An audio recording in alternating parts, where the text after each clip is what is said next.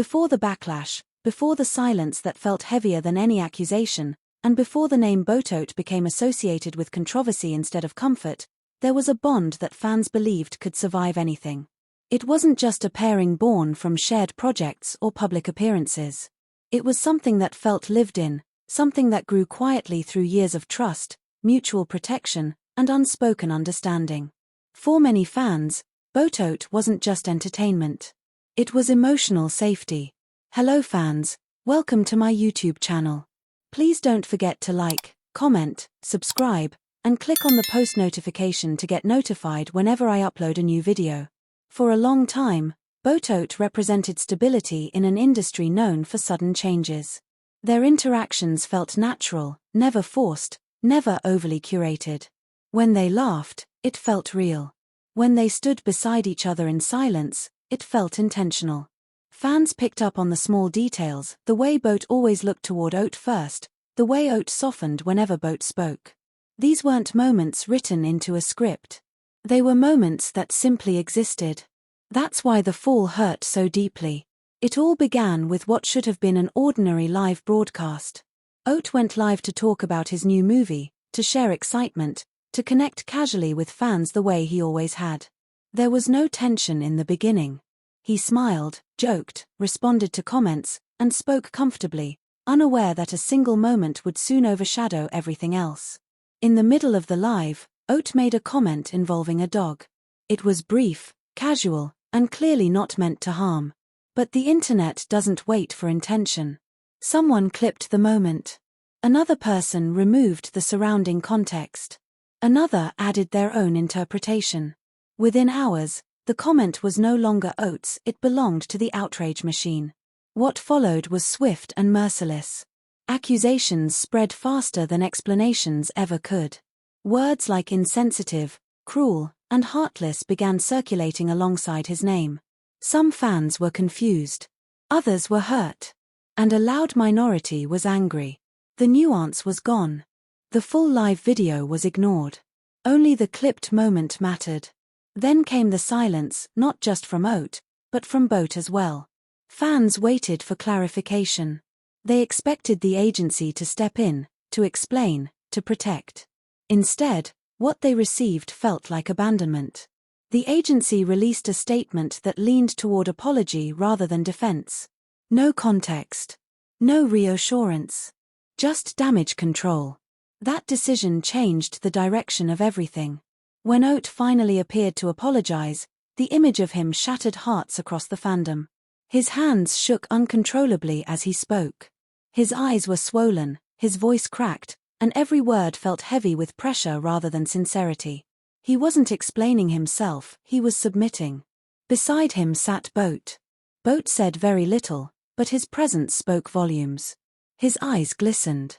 At one point, he turned his face away, visibly struggling to hold back tears. Fans noticed the way his body leaned subtly toward Oat, as if trying to shield him from the weight of the moment. It was quiet. It was raw. And it felt devastating. That video became a turning point. This wasn't just about a misunderstood comment anymore. It became about watching someone break under pressure while the system around him remained intact. Fans began asking hard questions. Why was Oat apologizing so publicly without explanation? Why was Boat silent? Why did the agency act so quickly to protect its image but not its artist? As days passed, the silence grew louder. Boat did not post. Oat withdrew completely. Joint appearances stopped. Social media felt emptier, colder. Fans noticed every absence, every missing interaction. What once felt constant now felt fragile. Speculation began to grow. Some fans defended Boat fiercely, saying his silence was not betrayal but restraint. Others couldn't hide their disappointment, feeling that Boat's voice could have changed the narrative. The fandom began to fracture, not violently, but painfully. Everyone was hurting, just in different ways. And then, weeks later, Boat finally broke his silence. It wasn't loud. It wasn't dramatic. It was controlled, careful, and clearly weighed down by emotion. Boat addressed the viral dog comment directly, stating that it had been misunderstood and stripped of its original context. He made it clear that Oat never intended harm, and that the narrative that formed around the clip was deeply unfair. But what truly broke fans was not the clarification, it was the honesty. Boat admitted that watching Oat apologize had been one of the hardest moments of his life. He spoke about the guilt of staying silent, about the pressure placed on him by management, about the fear that speaking out too soon would only make things worse.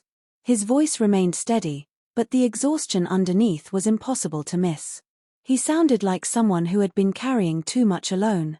This revelation added a new layer to BoatOat's downfall. It confirmed what many fans had suspected, that the real damage wasn't caused by the comment itself, but by how the situation was handled. Silence was enforced. Emotions were suppressed. Truth was delayed. And by the time it arrived, something had already been lost. The aftermath was quiet but noticeable. Brand partnerships faded without announcement. Invitations slowed. Boat and Oat were no longer seen together the way they once were. Fans didn't need official confirmation to know that things had changed. What made it worse was the lingering feeling of injustice. BoatOat didn't fall because of malice. They fell because of misunderstanding, fear, and an industry that values containment over care. The fandom wasn't angry anymore. It was grieving. Old clips resurfaced, laughter, playful arguments, shared glances. Fans watched them with new eyes, realizing how rare and fragile that bond truly was. Many wrote that BoatOat had become a reminder of how unsafe it can be to exist honestly in the public eye. Boat breaking his silence didn't heal the wound. It simply exposed how deep it was. Even now, the future remains uncertain. Fans believe the bond still exists, but it exists privately, away from cameras and expectations. And perhaps that's the most heartbreaking chapter of all, that something once so open had to retreat into silence just to survive. This was never just a scandal. It was a slow unraveling. A lesson in how quickly admiration can turn into accusation. How easily truth can be buried. And how devastating it can be when artists are left alone to face storms they never created. BoatOat's downfall wasn't loud. It was quiet, painful, and unresolved. And maybe that's why it still hurts. Thank you for tuning in to K-Drama Bloom.